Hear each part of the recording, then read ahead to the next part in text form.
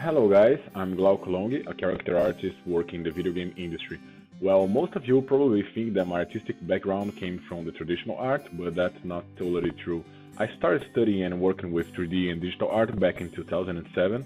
After a few months doing 3D, I realized that all my digital heroes at that time, such as Anthropos, Alex Oliver, Joe Napkin, Rafael Grossetti, and much more, at least most of them were doing traditional sculpture at the same time.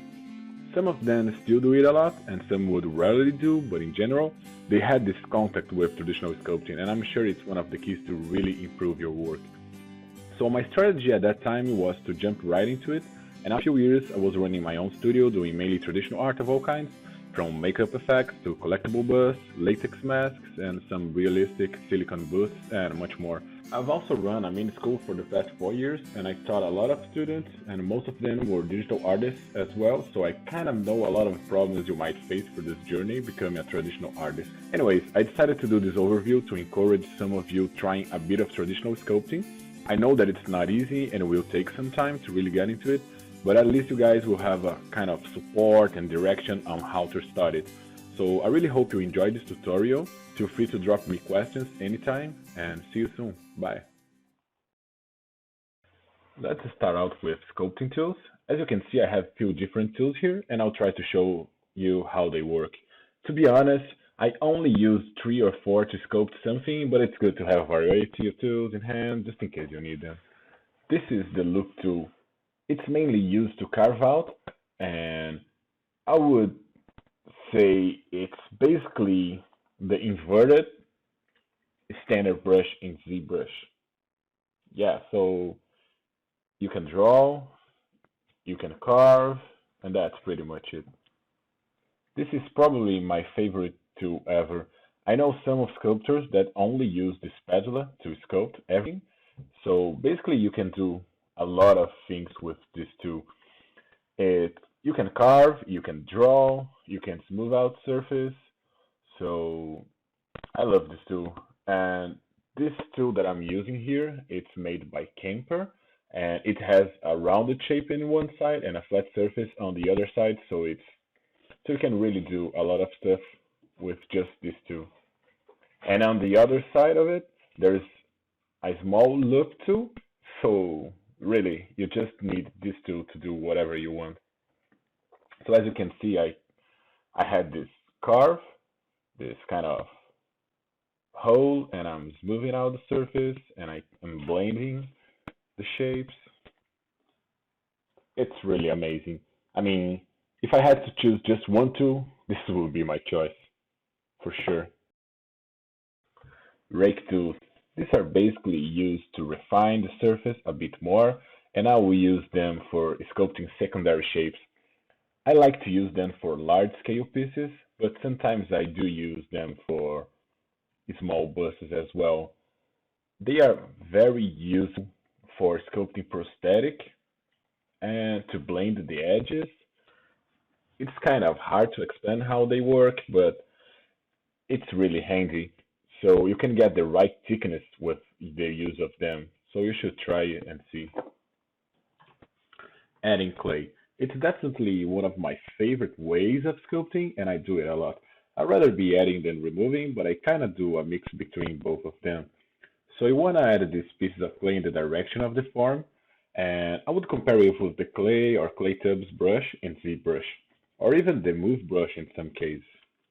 So play with it, try to add clay, and see what happens. And I mean, afraid of adding too much clay since you can remove it, and you can also push the clay away or move a little bit using the figures or tools. So it's definitely worth playing and trying to see what happens. You can also use your fingers to blend these pieces together. And now I'm using the rounded shape of the spatula to blend everything together. Just make sure you are not trying to make everything smooth and perfect, since you will be changing this a lot. So don't get attached too much with the sculpture and let it go.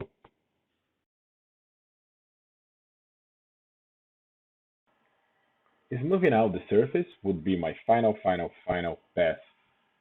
Since I'm doing this demo on a monster clay, it's an oil-based clay with a little bit of wax on it. I like to use terpenoid as a solvent, and sometimes I mix a little bit of isopropyl alcohol, and it will make the mixture a little bit less danger to your sculpture and won't remove too much details. Make sure to drag the brush on different directions so it will help you to blend the edges a little bit easier.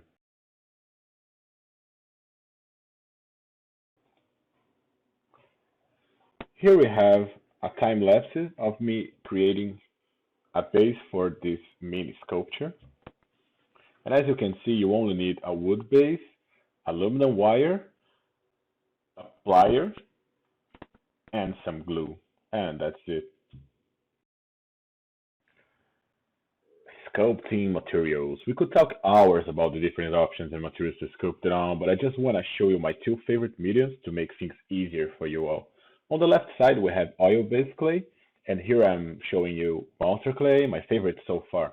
I've been using Chavan SP medium for the past few years as well, but monster clay can be heated in the microwave.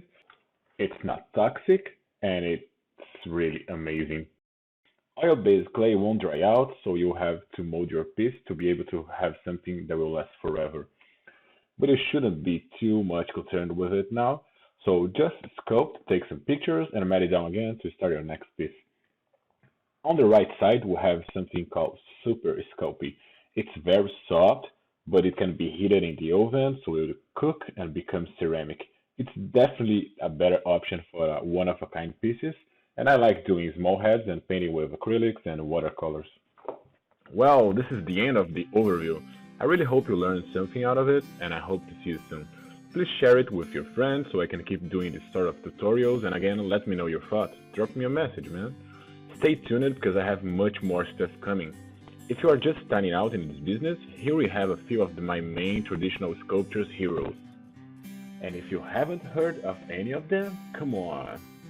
Just Google it. You must check them now. Hope to see you soon. And again, all my best, guys. Take care. Bye.